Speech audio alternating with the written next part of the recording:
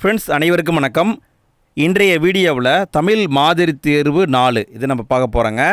Model test அப்படிங்கிற பேரில் நம்ம டெய்லியுமே வீடியோ கொடுத்துட்ருக்கோம். குறிப்பாக 25 கேள்வியை டெய்லியுமே நம்ம தந்துட்டுருக்கோம். 6ஆம் வகுப்பில் ஆரம்பித்து 12ஆம் வகுப்பு வரை இருக்கிற தமிழ் புத்தகம், கவர்மெண்ட் மெட்டீரியலு, அவுட் சோர்ஸு எல்லாத்தையுமே சேர்த்து நம்ம கொடுத்துட்ருக்கோம். சரி, நம்ம இன்றைய வீடியோக்குள்ளே போகலாங்களா? வீடியோ முழுமையாக பாருங்கள் ஃப்ரெண்ட்ஸ். கடைசியாக வீடியோ பிடிச்சிருந்தால் லைக் போடுங்க, உங்கள் ஃப்ரெண்ட்ஸ்க்கும் ஷேர் பண்ணுங்கள், உங்களுடைய கருத்துக்களையும் கமெண்ட்டில் போட்டுவிடுங்க. சரி, ஓகே. இன்றைய ஃபஸ்ட்டு வேணா பாருங்கள். பொறுத்துக டைப்பில் கொடுத்துருக்காங்க.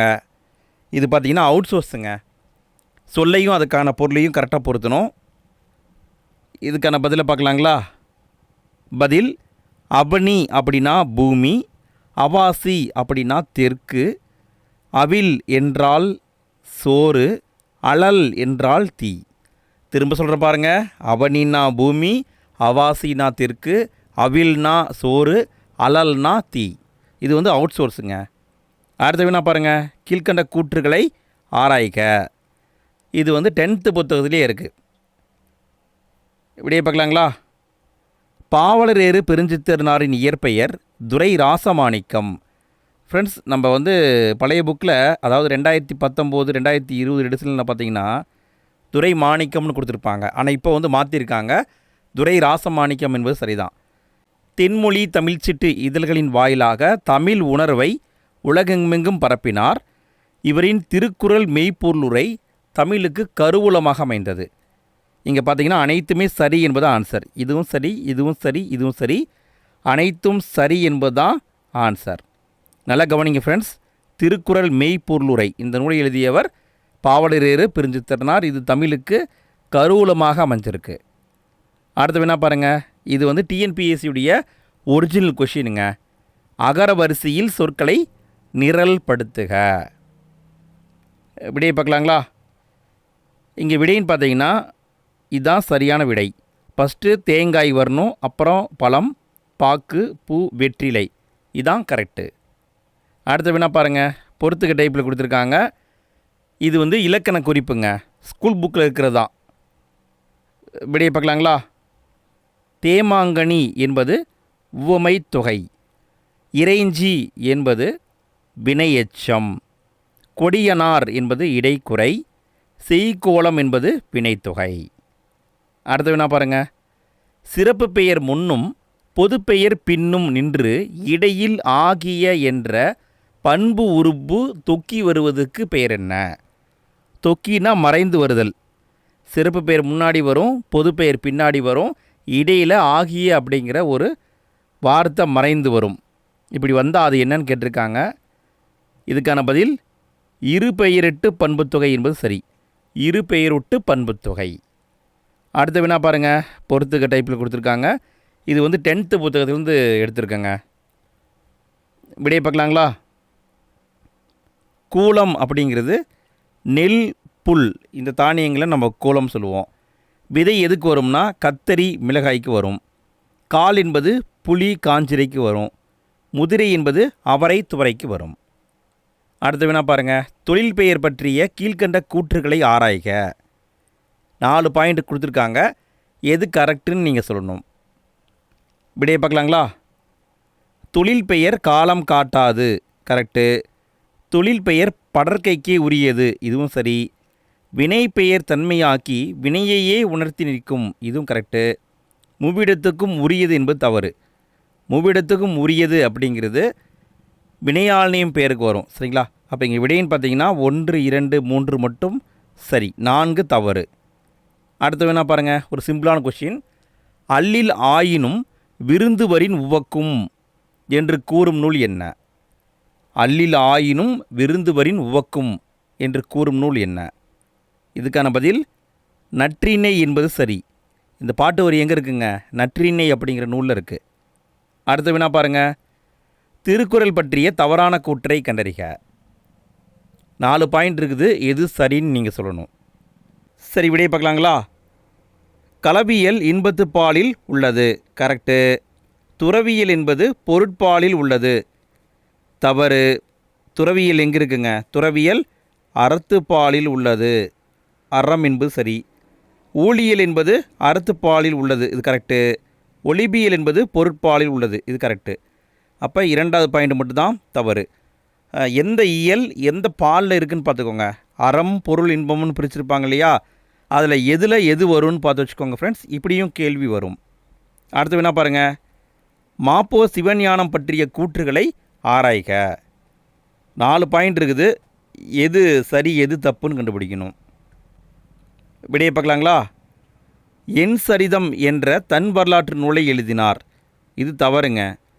இவர் எழுதிய வரலாற்று நூலின் பெயர் அவருடைய வாழ்க்கையை பற்றி எனது போராட்டம்னு எழுதியிருப்பார். எனது போராட்டம் என்பது சரிங்களா? எனது போராட்டம் அப்படிங்கிற பேர் எழுதியிருப்பார். என் சரிதம் அப்படிங்கிறத எழுதுனது யாருன்னா உவே சாமிநாதர், அவர் தான் என் சரிதம்ங்கிற பேர் எழுதியிருப்பாங்க. சரிங்களா? அப்போ இந்த பாயிண்ட் தப்பு. சிலம்பு செல்வர் என்று போற்றப்படுகிறார், கரெக்டு. வள்ளலார் கண்ட ஒருமைப்பாடு என்ற நூலுக்காக 1966 சாகித்ய அகாதமி விருது பெற்றார், இதுவும் கரெக்டு. தமிழரசு கழகத்தை தொடங்கினார், இதுவும் கரெக்டு. அப்போ ஃபஸ்ட்டு பாயிண்ட் மட்டும்தான் தப்பு. அடுத்து வினா பாருங்கள், பொறுத்துக. சொல்லையும் அதுக்கான பொருளையும் கரெக்டாக பொருத்தணும். இதுக்கான பதில் சேக்கை என்றால் படுக்கை, யாக்கை என்றால் உடல், அசும்பு என்றால் நிலம், துணர் என்றால் மலர்கள். அடுத்த வினா பாருங்கள், சரியான தொடரை கண்டறிக. எது சரியான தொடருங்க? இது வந்து அவுட் சோர்ஸ். விடையை பார்க்கலாங்களா?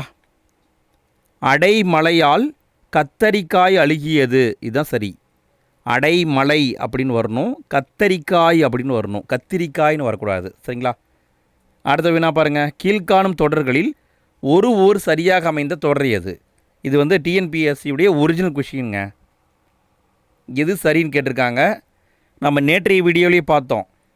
உயிரெழுத்து வந்தால் ஓர் வரணும், உயிர்மெய் எழுத்து வந்தால் ஒரு வரணும்.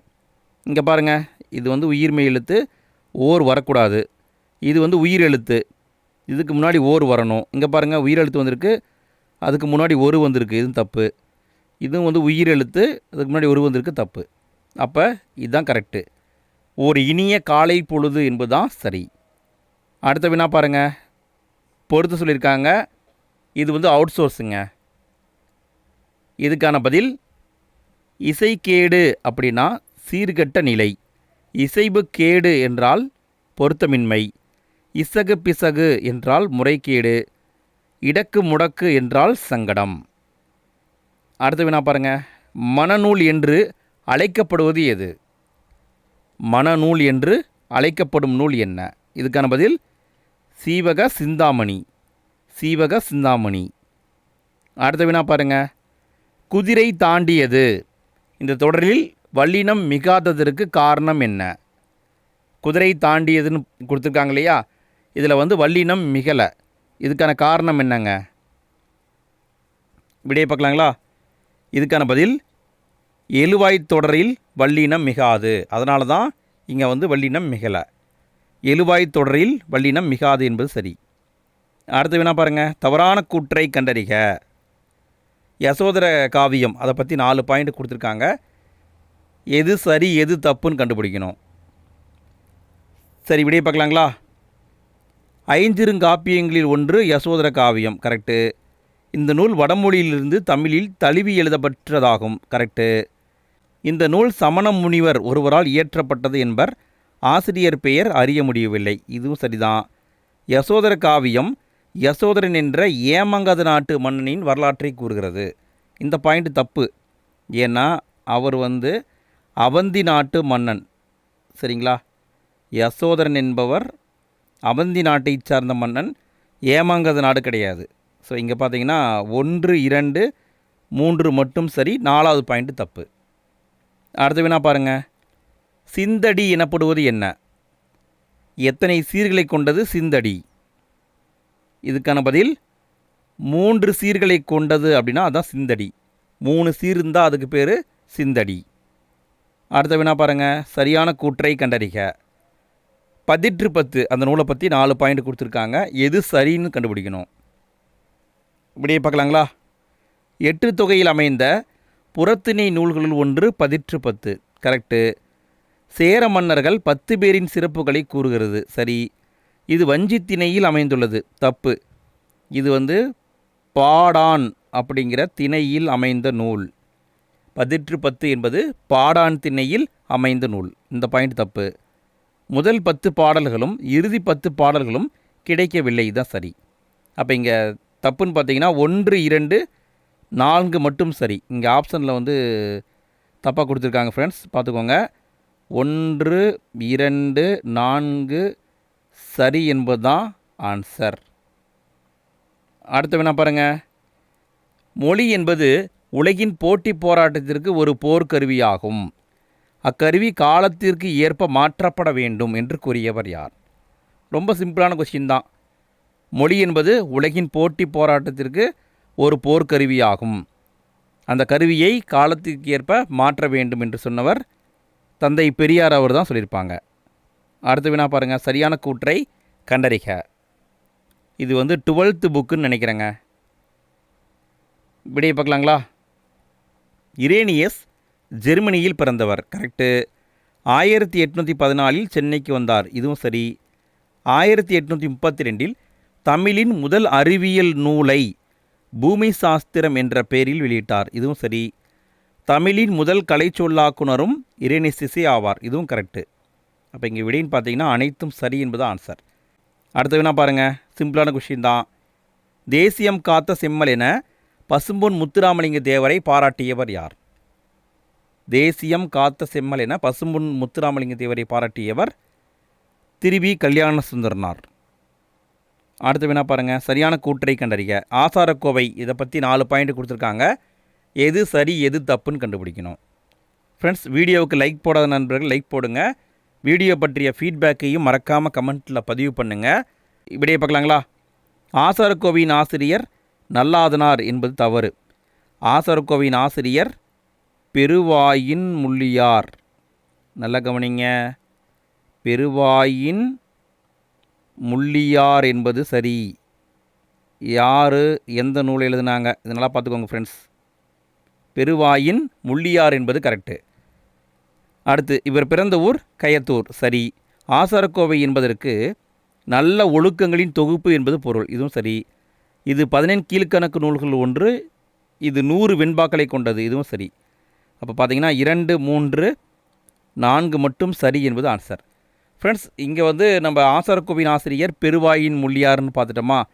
அப்போ நல்லாதனார் என்பவர் எந்த நூலை எழுதினார்? இது உங்களுக்கான கேள்வி. மறக்காமல் கமெண்ட்டில் பதிவு பண்ணுங்கள். நல்லாதனார் எந்த நூலை எழுதினார்? அடுத்த வினா பாருங்கள். கீழ்கண்ட கூற்றுகளை ஆராய்க. கூற்று: உகரங்கள் ஓசை குறையாமல் ஒரு மாத்திரை அளவில் முழுமையாக ஒலிப்பதை முற்றிய உகரம் என்பர்.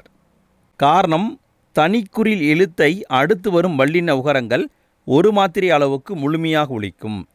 வல்லினம் அல்லாத உகரங்கள் எப்பொழுதும் முழுமையாகவே ஒலிக்கும். இதுக்கான பதில் பார்த்தீங்கன்னா கூற்று காரணம் இரண்டுமே சரி. சரியான விளக்கம் என்பது ஆன்சர்.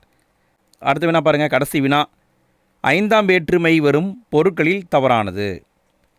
5ஆம் வேற்றுமை 4 பொருட்களில் வரும். விடையை பார்க்கலாங்களா? நீங்கள் பொருளில் வரும், ஒப்பு பொருளில் வரும், எல்லை பொருளில் வரும், முறையில் வராது. முறை என்பது 4ஆவது வேற்றுமைக்கு தான் வரும். அப்போ என்ன வரும்னா ஏது அப்படிங்கிற இடத்துல வரும். சரிங்களா? 5ஆம் வேற்றுமை நீங்கள், ஒப்பு, எல்லை, ஏது என்ற 4 பொருட்களில் வரும். அவ்வளோதான் ஃப்ரெண்ட்ஸ், நம்ம இன்றைய வீடியோவில் 25 கேள்வியை பார்த்துருக்கோம். உங்கள் ஸ்கோர் என்ன? மறக்காமல் கமெண்ட்டில் பதிவு பண்ணுங்கள். இதே மாதிரி தினமும் நம்ம சேனலில் வீடியோ தொடர்ந்து போட்டுகிட்டே இருக்கோம். தினமும் காலை 5 மணிக்கு டெஸ்ட் நடக்கும் ஃப்ரெண்ட்ஸ். மறக்காமல் கலந்துக்கிடுங்க. நீங்கள் இன்னும் முந்தைய வீடியோக்களை பார்க்கலைன்னா ஃபஸ்ட்டு கமெண்ட்டில் லிங்க் கொடுத்துருக்கேன். அதன் மூலமாக எல்லா வீடியோக்களையும் பார்த்து யூஸ் பண்ணிக்கோங்க.